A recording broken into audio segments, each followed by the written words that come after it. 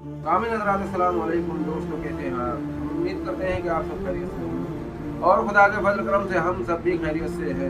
दोस्तों, जैसा कि नबी पाक सल्लल्लाहु अलैहि वसल्लम की हदीस है कि बनी इसराइल में 72 फ़िरक़े थे, मगर मेरी उम्मत में 73 फ़िरक़े होंगे, मगर एक फ़िरक़ा ही जन्नती होगा और 72 के 72 जहन्नमी होंगे।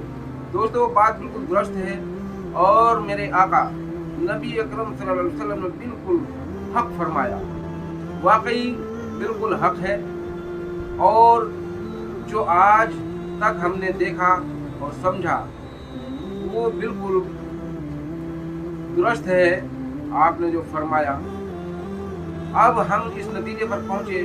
हम पहले ये समझते थे यार 72 फ़िरक़े जहन्नमी और एक फ़िरक़ा जन्नती, अब इसकी पहचान कैसे होगी? तो हम इस सोच में रहा करते थे और हमने कई लोगों से मालूमात भी की। उसके हम जो है आखिर में इस नतीजे पर पहुंचे कि अब हमें बिल्कुल वाज़ेह तौर पर समझ में आ गया और हम पहले भी हमने बताया कि दोस्तों, नबी अकरम सल्लल्लाहु अलैहि वसल्लम ने जो फरमाया पर हक, बिल्कुल हक है, मगर समझने में जो नहीं बात आती, समझ में जो नहीं बात आती थी वो अब समझ में क्या आई और आप भी खूब समझ लेना। यानी 72 फ़िरक़े जो आपने फरमाया जहन्नुमी हैं, तो इसका मतलब वो 72 एक पलड़े में आ गए, एक खाने में आ गए। और जो एक गिरोह, यानी आपने फरमाया मेरी उम्मत में एक और फालतू होगा, तो वो फ़िरक़ा नहीं बल्कि वो गिरोह होगा और वो गिरोह जन्नती होगा।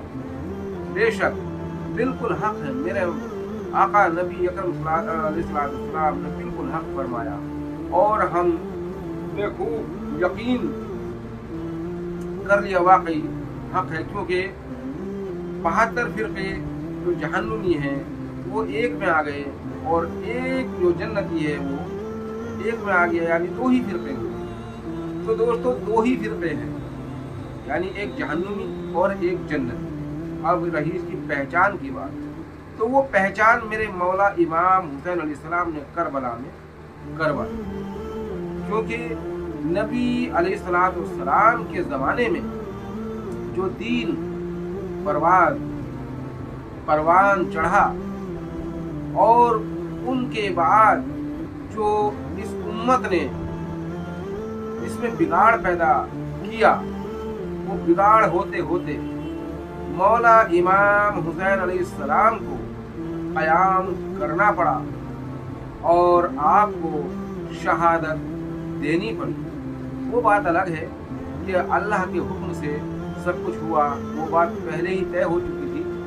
जब आप पैदा हुए तभी अल्लाह की तरफ से नबी अकरम सल्लल्लाहु अलैहि वसल्लम को इस बात की खबर मिल चुकी थी कि ये नवासा आपका 3 दिन का भूखा प्यासा रखकर करबला की रेत पर, करबला की सरजमीन पर शहीद कर दिया जाएगा।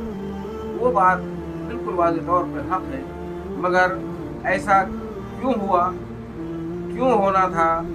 क्योंकि अल्लाह को मालूम था, नबी अकरम सल्लल्लाहु अलैहि वसल्लम को भी मालूम था कि मेरी उम्मत, मेरे तमाम सहाबा आज जो मेरे सामने इतनी इज्जत करते हैं मेरी और इस तरह से मुझसे पेश आते हैं, इतना अदब एहतराम करते हैं, मगर जब मैं अली अलैहिस्सलाम की विलायत का ऐलान करूंगा अल्लाह के हुक्म से, तब यही सहाबी तमाम तरह के हीले बहाने बनाकर और मेरी अहलो अयाल के दुश्मन हो जाएंगे और वहीं से शुरुआत होगी इन फ़िरक़ा वारियत की। और अगर दोस्तों आपको मालूम हो तो ये तो नबी अकरम सल्लल्लाहु अलैहि वसल्लम के सामने ही हो चुका था, क्योंकि गदीर खुम में आपने जब मौला इमाम अलैहिस्सलाम की विलायत का ऐलान फरमाया और ऐलान किया, मन कुन्तु मौलाहु फ़हाज़ा अलीयुन मौलाहु, जिसका मैं मौला हूँ जिसका अली मौला।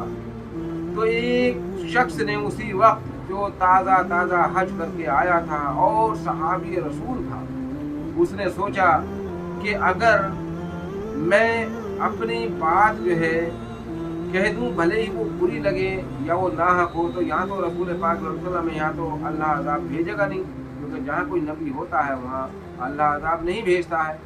تو اس نے کیا کیا، یا رسول اللہ صلی اللہ علیہ وسلم، کیا حضرت علی سب کے مولا ہیں یا ولی ہیں؟ آپ نے فرمایا بے شک۔ اس نے کہا میں نہیں مانتا، میں علی کو مولا، علی کو ولی نہیں مانتا، بھلے ہی اللہ مجھ پر ابھی اسی وقت عذاب بھیج دے۔ دوستو اللہ گواہ ہے، اسی وقت اس کا یہ کہنا تھا اور ایک پتھر آسمان کی جانب سے آیا اور اس کے سر پر گرا اور وہ وہیں مر گیا۔ یعنی اللہ نے یہ دکھا دیا کہ مولا علی پہ بھونکنے والا، چاہے نبی پاک صلی اللہ علیہ وسلم کی محفل میں ہو یا ان کا صحابی ہو یا ان کی صحبت میں بیٹھنے والا کوئی بھی ہو، مولا علی پہ بھونکنے والے کا یہی انجام ہوگا۔ دوستو اس کے بعد بھی ان لوگوں نے سبق نہیں سیکھا، وہاں سب نے مبارکباد دی، یا علی آپ ہمارے بھی مولا ہیں، ہمارے مالک ہیں، ہمارے سردار ہیں، یا علی آپ کو مبارک ہو، یا علی ہمارے بھی آپ مولا ہیں، ہمارے بھی سردار ہیں، ہمارے بھی امام ہیں، ہمارے بھی ولی ہیں۔ مگر نبی اکرم صلی اللہ علیہ وسلم کے وصال کے بعد کیا ہوا؟ کتنا عرصہ بیتا تھا اس اعلان کو کیے ہوئے، 2 مہینے۔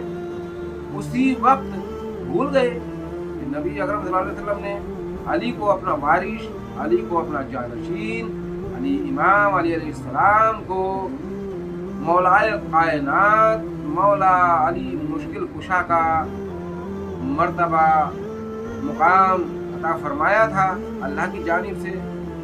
2 مہینے میں سب کچھ بھول گئے اور انہوں نے ثقیفہ بنی سعادہ کی میٹنگ میں مولا امام علیہ السلام کو درکنار کر کے، یعنی اہل بیت کو درکنار کر کے، اور انہوں نے اپنا خلیفہ خود چن لیا، مولا علی کا حق غصب کر گئے اور وہیں سے تکرار شروع ہو گئی۔ السلام علیکم۔